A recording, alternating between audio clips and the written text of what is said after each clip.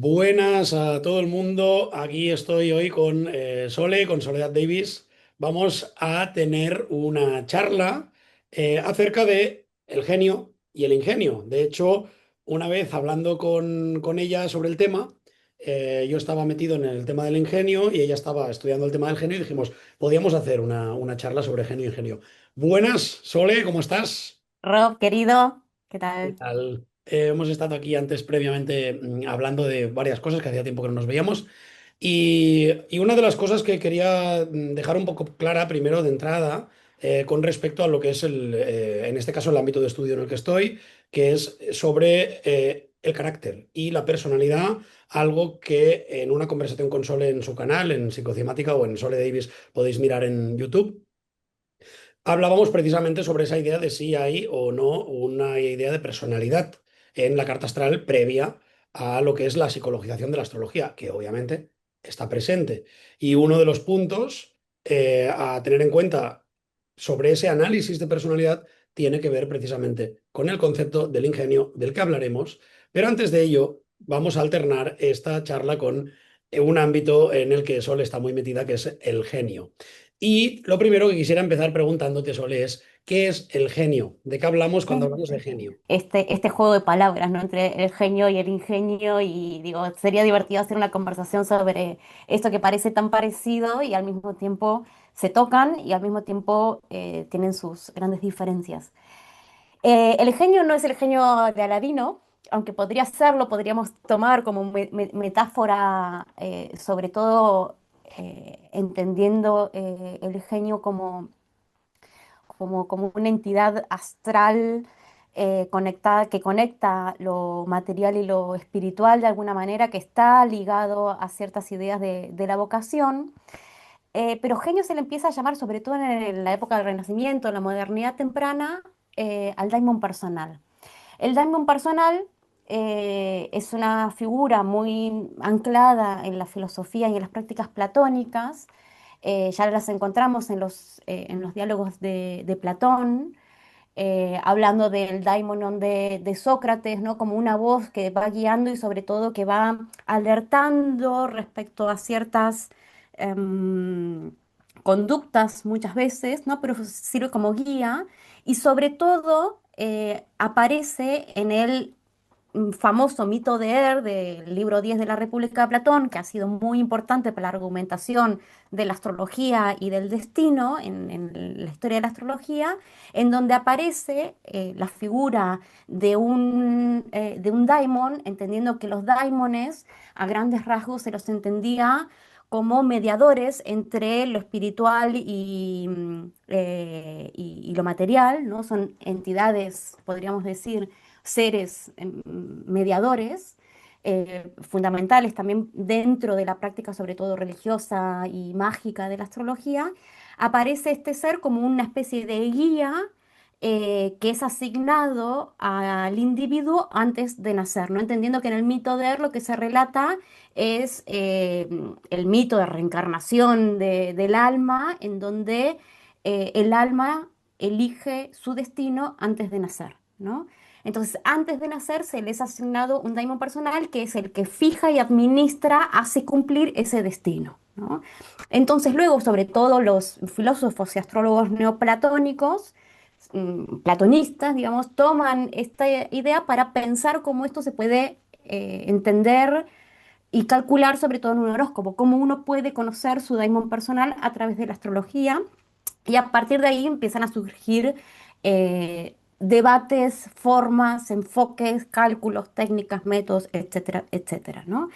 Em, Esta misma idea, también la idea del daimon personal, también la recoge el cristianismo. Se suele hacer una asociación, muy comúnmente se lo asocia con el ángel guardián, ¿no? Em, bueno, y entonces a partir de ahí surge como la discusión más concretamente técnica, pero que me parece que es fundamental conocer de dónde surge filosóficamente y cómo se lo entiende también ontológicamente para poder luego discutir la parte astrológica, si se quiere, ¿no? Pero entonces, cuando en el Renacimiento, sobre todo figuras como por ejemplo Marcelo Ficino, figuras tan importantes en la transmisión y la traducción y transmisión de textos herméticos y platónicos, se traducen y recuperan muchos de estos debates y técnicas propias del periodo helenístico. Empieza a aparecer mucho el nombre de genio en relación al daimon personal, ¿no? Entonces el genio sería el daimon personal. ¿Cómo podemos conocer al daimon personal, al genio, astrológicamente? Y una de estas técnicas, quizás una de las más expandidas, relacionan el daimon personal con el señor o señora de la genitura, el almuten figuris, el regente de la carta natal y distintos sinónimos para lo mismo, ¿no? Y esto abre como por lo menos dos problemáticas fundamentales, que es, por un lado, que también existen muchas formas diferentes para calcular el almuten figuris, o el oicodéspotes, o el regente de la carta natal. Entonces decir, bueno, sí, podemos conocer, lo pongo en pregunta, podemos conocer el daimon personal en base a asociado al almuten figuris, pero bueno, cómo conocemos el multifigures, y ahí se abre también toda otra gama de técnicas posibles. Esa es una de las técnicas, ¿no? También el Almuten Figure es entendido como parte del método del Gileg y la longitud de vida. También estuvo asociado el cálculo del genio o del daimon personal en relación a eso. También en relación a la posición de la luna, ¿no? Como hay distintas metodologías, es algo que inclusive tanto Ficino como Agripa en el Renacimiento van a traer mucho lo van a poner esto sobre la mesa como diciendo, bueno, realmente hay distintas técnicas para conocerla, ¿no? Si vamos a Firmo y Comaterno, cuando habla de cómo calcular los codéspotes o el regente de la carta natal, también presenta una serie de técnicas posibles, pero lo que más me interesa ahora traer, que creo que está conectado también a la cuestión de la personalidad o el ingenio o el carácter, es que él finalmente, materno, va a definir que, por ejemplo, que si tu regente de la carta natal es Saturno, vas a ser un tipo de personalidad tal o cual. Si tu regente o Almuten Figuris es Júpiter, tu personalidad vas a ser un tipo de persona tal o cual, lo cual es diferente si nos remitimos a cuál es la filosofía del daimon personal. Y acá lo que quiero subrayar, que es algo que también va a subrayar otro neoplatónico, que de hecho va a criticar a Porfirio, que es su colega Jámblico. Él va a retomar el tema del daimon personal como uno de los ejes centrales para la práctica devocional, mágica, teúrgica de la astrología, justamente la figura del daimon personal, sobre la crítica de que hay dos métodos posibles y uno es superior a otro. Uno es, y esto también es una crítica a la astrología propiamente, que una forma es la forma técnica, que es un modo de conocimiento, ¿no? Técnico, racional, discursivo, basado en determinados métodos, que es el astrológico, ¿no? Y eso tiene un límite para conocer al daimon personal. Y él propone un método más bien teúrgico o ritual, que vendría a ser transracional, que implica justamente otro tipo de prácticas que no son basadas en determinado método, que inclusive puede ser, por ejemplo, conocer al daimon personal a través de los sueños, ¿no? Y para eso hay determinadas prácticas y determinadas oraciones que se realizan, que yo las entiendo como parte también de la práctica astrológica, para conocer al daimon personal, porque, y esto es fundamental para subrayar, el daimon personal filosóficamente lo entendemos previo al nacimiento, es decir, previo a que el alma descienda a través de las esferas planetarias y, y absorba, digamos, las influencias planetarias, ¿no? Es decir, es transastral, ¿no? Está por fuera, de alguna manera participa del horóscopo, pero está más allá del horóscopo también, ¿no? Que esto es lo más, para mí, interesante, y lo que más diferencia al daimon personal o al genio de lo que tiene que ver con la personalidad. No está directamente ligado a qué tipo de personas es, sino como alguien que va a guiar, y en todo caso tu personalidad va a estar al servicio de esa vocación o esa guía tutelar que va a acompañar a que cumplas tu destino, que filosóficamente cumplir con tu destino en la filosofía antigua tenía que ver con la eudaimonía. Es un término que de hecho se conecta con daimon, ¿no? Eudaimonía que tiene que ver con vivir una vida plena, que también está conectado con las partes más espirituales, ¿no? de uno, ¿no? Algo que va más allá de la personalidad y del carácter, ¿no? Y a esto está conectado el daimon personal. ¿Se puede dar que haya más de uno? ¿Puede variar en función del ciclo o en principio no? En general aparece un daimon personal que él se presenta a sí mismo, se introduce a sí mismo y además te enseña cómo dialogar con él, ¿no? Em, en general permanece, pero también tengo experiencias de que puede cambiar, ¿no?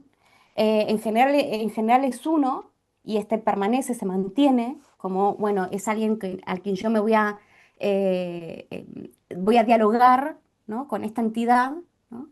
Pero sí que hay casos en donde puede llegar a cambiar, pero después permanece otro, ¿no? Como si acompañaran distintos daimones para distintos momentos de la vida, pero que se mantienen, no tiene que ver con que cambie cíclicamente en relación a algo astrológico. El daimon personal no necesariamente está ligado a un planeta, ¿no? Ah, También eso. ostras, esto es muy interesante. De hecho, es lo que te iba a Sí, porque preguntar. eso sí, sí, sí, sí. Hay muchos casos que sean ancestros, Muy interesante, muy interesante. que sean otro tipo daimones que no necesariamente están conectados con un planeta, lo cual sí uno, por el cálculo horoscópico, llega a que el Almuten Figuris es un planeta, Uno de digamos, los del ¿no? septenario, ¿eh? O sea, siempre partiríamos al final, si lo traducimos astrológicamente, hablaríamos de uno de los del septenario, pero puede no estar directamente relacionado. Para mí las técnicas siempre son un medio para algo más, digamos, ¿no? No es las técnicas no son el fin de la astrología. Es un medio para conocer al daimon personal que a veces está asociado a un planeta, a veces no. A veces esto coincide con el Almuten Figuris, a veces no. Como base principal y fundamental para conocerlo es la contemplación y la meditación, ¿no? Es desde el silencio. De hecho, el silencio está muy conectado a la posibilidad de escuchar esa voz, ¿no? Esa voz con Z. Y podríamos, Sole, Mm, entonces sí. podríamos decir que si miramos una configuración natal, puede darse el caso de que el daimon de esa persona no tenga, o sea, el planeta que dijéramos lo representa, no tenga una fuerza determinada en la configuración natal. Y yo en esto sí sigo la crítica de Jámblico, ¿no? Que te contaba, ¿no? Que hay ciertas técnicas o métodos, pero tienen su limitación, ¿no? Por eso él propone toda la práctica, digamos, más ritual para conocerla, que es transracional, es decir, requiere otro estado de conciencia, otro estado de la mente que no es el interpretativo, discursivo, metodológico, racional de la interpretación del cálculo horoscópico, ¿no? Para conocerlo. Muy interesante, de hecho, creo que es crucial entender esa diferencia entre genio e ingenio. De hecho, precisamente por ello hablábamos de esto, de dejar claro con respecto al ingenio que hay una diferencia clave en relación al daimon. Primero de todo, cuando estamos hablando de ingenio, a veces preguntamos si la astrología hacía o no definición psicológica. Sí que la hacía antes de que la psicología naciera como tal. Y ahí tenía mucha influencia la posición de Mercurio y en segundo lugar también la de la Luna. Pero más allá de esto, hay una cosa que me parece especialmente guapa comparada con lo que es el Daimon, que son también los tipos psicológicos. De hecho, habréis oído hablar muchas veces del eneagrama o de otras formas de clasificación de la personalidad, de la psique, como lo queramos llamar, que gran parte de todo ello nace de la percepción astrológica de un planeta en la carta como dominante. Y lógicamente, si en la carta estás bajo dominio de Saturno o bajo dominio de Júpiter, todo lo que tiene que ver con tus rasgos de carácter, de personalidad, también de temperamento, van a estar condicionados por ello. Aquí me parece muy interesante, la verdad, poner entrecruzado el diálogo entre uno y otro. Comprender que desde el ingenio vamos a estar siempre valorando la posición de Mercurio por signo, también por aspectos, también, en segundo lugar, la Luna, y con respecto a los tipos psicológicos, comprender la idea del septenario como qué planeta tenemos como dominante y qué configuración de carácter hay con respecto a esto. Y no confundir con la idea del daimon, aunque en castellano se pueda parecer esos términos de genio e ingenio. Y yéndolo al Mutem Figuris, para quien no lo sepa, que quede claro que cuando hablamos del Mutem Figuris hablamos del planeta más fuerte en la carta. Se dé por dignidad, se dé desde las diferentes formas de dignidades que hay, cuál es realmente el planeta dominante. Esto es algo que tenemos que tener muy, muy, muy en cuenta cuando estamos hablando de esos tipos humanos. Porque evidentemente si yo quiero saber qué rasgos de carácter tiene esta persona que está dominada por Júpiter, va a ser distinto a los rasgos de carácter que va a tener alguien dominado por Mercurio. También, otro punto a considerar que creo que es importante, cuando estamos hablando de ingenio, tenemos en cuenta particularmente, como dije, tanto Mercurio como la Luna. Y alguien puede preguntarse, claro, ¿qué diferencia hay entonces entre el genio, que muy bien ha explicado Ujú. Sole en este caso, lo vamos a combinar con el ingenio por un lado y con ese tipo planetario dominante por otro? El tipo planetario, en el siglo XX luego hubo ya más teorías, se puso el Sol en el centro, se hicieron muchos cambios dentro de una lógica que no tiene nada que ver con la tradición astrológica, pero ya en la tradición astrológica se consideraba que tu carácter, tu manera de ser, tu forma de pensar estaba condicionada, tanto por un lado por el ingenio, por otro lado por el temperamento y por otro lado por el tipo dominante. Aquí quiero dejar claro una cosa. Cuando hablamos de ingenio, hablamos de forma de razonamiento. Cuando hablamos de ingenio, hablamos de lo que hoy diríamos como carácter, en el sentido de cómo obra la psique de esa persona a la hora de razonar, a la hora de comprender el mundo, a la hora de hablar. Y esto indudablemente está muy marcado por Mercurio. También, secundariamente, repito, por la Luna. Ahora bien, cuando estamos hablando del tipo humano, no necesariamente estamos hablando de algo que esté ni condicionado por Mercurio, ni condicionado por el ascendente, ni condicionado por el regente del ascendente. Puede estar mucho más condicionado por ser el planeta que tiene mayor dignidad y mayor fuerza en la carta. Entendamos que aquí son tres capas distintas. Por un lado tenemos el genio del que nos hablaba Sole, por otro lado tenemos el ingenio que tiene que ver con lo que hoy denominamos carácter, Mercurio-Luna. Por otro lado, tenemos el temperamento, que hay en ese sentido unanimidad de criterios más o menos establecida para asociarlo a el ascendente, el regente del ascendente y también la Luna. Que quede claro que estamos hablando de capas distintas. Pero ¿cómo diferenciarías la cuestión del carácter asociada a Mercurio-Luna con la dominancia en la personalidad de la Nuten Figuris? ¿Cuál sería la diferencia en términos de cómo se expresa el carácter o personalidad? Claro, cuando hablamos de carácter, o en este caso de ingenio, estamos hablando al final de forma de razonamiento o de forma de cómo esta persona aprende, cómo esta persona se comunica. Sin embargo, cuando estamos hablando de esos tipos humanos más de o influencia planetaria determinada, también ahí vamos a estar hablando del cuerpo, vamos a estar hablando del físico, algo que podemos encontrar también con el temperamento. De alguna manera, cuando hablamos de el tipo humano, y hablo de tipo humano porque es a lo que nos referimos desde la visión contemporánea, en ese tipo humano vamos a aglutinar tanto información de temperamento como información de razonamiento. No necesariamente cuando hablamos, por ejemplo, de ingenio, no vamos a estar hablando de cuerpo, vamos a estar hablando de mente. Cuando hablamos de temperamento, no vamos a estar hablando necesariamente de mente, vamos a estar hablando de cuerpo. Sin embargo, cuando hablamos de tipo humano, vamos a estar hablando de esos dos tipos en uno. Hay un bloque que tiene que ver con el planeta que te domina es aquello que tu energía emana.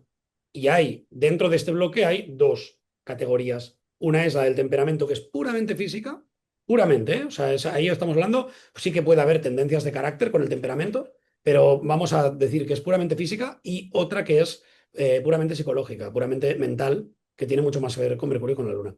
El Almuten Figuris está como condensando tanto dimensiones propias del temperamento como dimensiones propias del razonamiento del carácter. Es como si de alguna manera el tipo psicológico se formara por un lado de temperamento, por otro lado de carácter, y ello nos da la personalidad. Pues aquí, cuando hablamos de Almuten Figuris, estuvimos hablando de ese todo que junta el resto. Vale, vale. Capito. ¿Se Sí, ve? ¿Sí? sí, sí, sí, sí, sí. Entonces, Es por decir ejemplo, que tú para... como planeta dominante, perdona, Sole, tú como planeta dominante, me invento, puedes tener a Mercurio. Tu planeta dominante en la carta es Mercurio, imagínate, pues porque lo tienes en Géminis, lo tienes en Virgo, lo tienes angular. Eso nos está hablando de tu Almuten Figuris. Ahora bien, tú puedes ser ascendente Sagitario y tener a Júpiter en determinada ubicación. Cuando yo quiero mirar temperamento, voy a mirar ascendente, regente del ascendente y luna. Cuando quiero mirar carácter, voy a mirar Mercurio. El hecho de que tú tengas como ascendente a Sagitario nos va a llevar a tu Júpiter para mirar el temperamento. Ahora bien, en esa carta, quien más dominancia puede tener por encima de todos es Mercurio. Entonces, tu Almut figuris ahí será Mercurio. Aunque seas ascendente Sagitario con un temperamento de Júpiter por ser Júpiter el regente del ascendente. Otra cosa que quería mencionar también, cuando has comentado si había unanimidad o no, es cierto que no hay unanimidad de criterios total en el temperamento, pero es verdad que hay dos puntos del temperamento que son cruciales que todo el mundo va a tener en cuenta, que es el ascendente, su regente y la luna. Luego, a partir de ahí, hay muchos matices y hay quien contempla las estrellas fijas, hay quien contempla, incluso vamos a encontrar las subdivisiones de los signos, pero hay algo unánime, ¿no? El temperamento nos habla del cuerpo y la visión que nos da en una carta el cuerpo nos la da el ascendente y su regente principalmente y luego la luna. Cuando hablaba de unanimidad me refería más a la idea de todos, o yo diría que prácticamente todos, van a estar de acuerdo en eso. Luego cada uno va a añadir otras técnicas, otras cosas a considerar. Ujú. Entonces, el Almuten Figuris tendría en cuenta tanto estos dos, por lo menos dos elementos que hablas del temperamento, desde la idea de que el Almuten Figuris como dominador incluiría tanto la parte del carácter como de temperamento, implicaría que va a tener en cuenta la luna, el regente del ascendente, Mercurio y Mercurio. Bueno, desde la idea del Almuten Figuris, lo que buscaríamos es qué planeta domina. O sea, Sí, independientemente del ascendente, independientemente de todo. ¿Qué planeta está más fuerte en esta carta? Y eso vale. ya nos da unos rasgos determinados de lo que hoy llamaríamos psique. Pero ello está conviviendo a su vez con un temperamento concreto que no tiene por qué tener relación con el Almuten Figuris y con un ingenio concreto que tampoco tiene por qué estar relacionado con lo que es el Almuten Figuris en sí mismo. ¿Sí? Vale. Y por ejemplo, hoy se tiene muy en cuenta el tema de los tipos psicológicos junguianos, sobre todo los elementos, para determinar como una especie de temperamento primario, ¿no? ¿Qué es lo que has visto de si juegan, si entran o no en juego los elementos o cualidades primarias en la configuración de la personalidad o el carácter o el temperamento? Aquí de decir dos cosas. Primero, que lo que hace Jung, a fin de cuentas, es una adaptación a lenguaje apto para lo psicológico de lo que es la realidad astrológica. Cuando Jung habla de sensación, nos está hablando de tierra, al final, de lo que entendemos como tierra. Cuando nos habla de intuición, nos habla de fuego, sentimiento, agua y pensamiento, aire. En este caso, cabe comprender que las correspondencias que él establece son, a fin de cuentas, traducciones y luego es muy importante entender los elementos con respecto, por ejemplo, a los ángulos. No es lo mismo tener un ascendente en un signo frío y seco que tener un ascendente en un signo ardiente, como podría ser Aries. Y ello ya nos va a llevar a determinada constitución y a determinada forma de temperamento. Aquí es importante matizar, una vez más, dejarlo muy claro esto, que yo puedo tener un temperamento flemático o puedo tener un temperamento sanguíneo, colérico, es igual, pero a su vez tener a Mercurio en un signo que no tenga nada que ver con mi temperamento. Y ahí es donde entramos un poco en las capas que al final tiene el análisis propiamente de cualquier carta natal, en este caso, Ah, ¿no? De cualquier claro. natividad, genitura, como lo queramos llamar. Claro, entonces en esas capas para hacer como un análisis más completo de la persona, digamos, estás teniendo en cuenta el temperamento, el almutem figuris y el ingenio, que sería Mercurio o Luna. Mercurio Luna, exactamente. Mercurio-Luna nos hablaría sobre todo de Mercurio, pero Mercurio-Luna en general nos hablaría del razonamiento del pensamiento. Ascendente, regente del ascendente y Luna nos hablaría del temperamento, entendiendo el temperamento como el cuerpo, esa constitución corporal, y el Almuten Figuris hablaría del arquetipo que de alguna manera a nivel de carácter o a nivel de personalidad, más bien, para no liarnos, a nivel de personalidad está influyendo también en nuestra constitución. De entrada, podríamos decir que tenemos tres formas de comprender cómo somos o tres arquetipos que de alguna manera están dominando en nosotros. Es muy interesante esta pregunta y pienso que es crucial para entender la diferencia. Y a ello habría que añadir luego el genio, claro, es que aquí ya nos vamos a Claro. muchas, muchas capas, ¿no?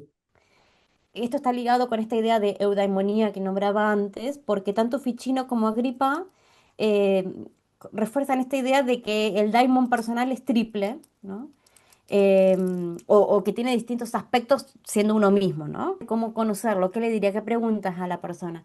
Ficino lo que propone antes de hablar de la técnica concreta es, dice algo así como, es eso que desde pequeño siempre quisiste hacer, que cuando lo haces perdés la noción del tiempo y tenés que dejar de hacer a regañadientes, algo que te sale que es natural, ¿no? El daimon personal engloba toda la carta natal al mismo tiempo que la trasciende, ¿no?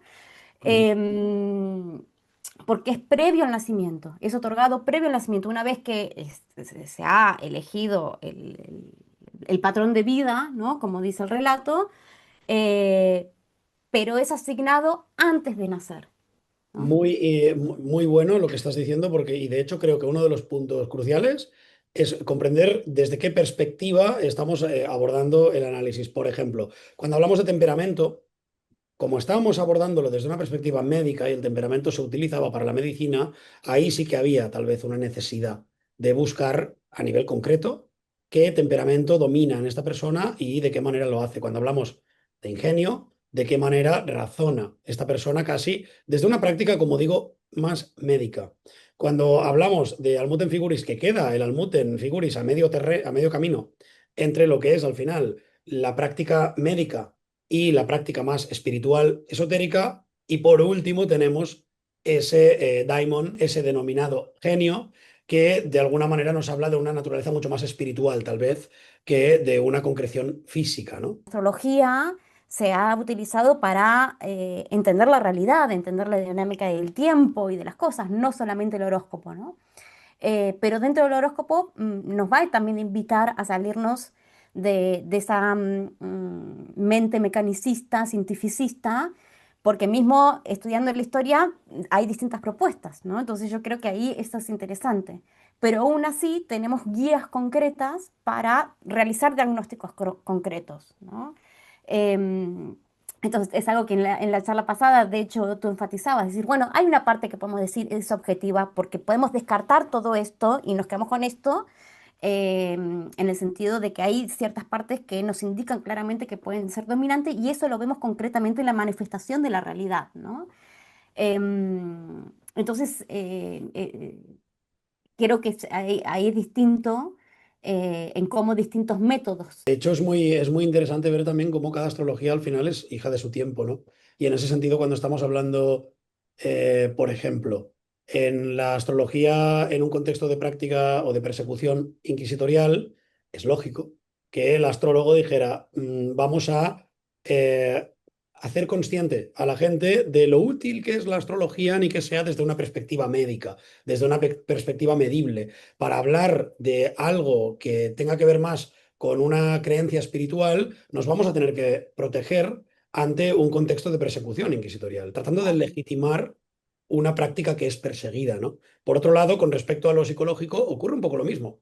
Al final dices, hablamos de la casa 7 como en lugar de aquellas personas que se nos aparecen delante, pues tal vez soy yo cómo me relaciono con el resto. Porque creo que hay un tabú también en la astrología actual ante la idea de que tal vez no controlamos absolutamente todo, ni todo depende solo de nosotros. Y hay una mirada que puede hasta demonizar a veces la idea de, como tengo una casa 7 de estas características, voy a atraer individuos de estas características. Entonces pasa el foco a, no, no, no, tú controlas cómo te relacionas, todo está en ti, todo está... En el fondo, pienso que cada astrología parte de un contexto y con unos prejuicios también a la hora de contemplarla, ¿no?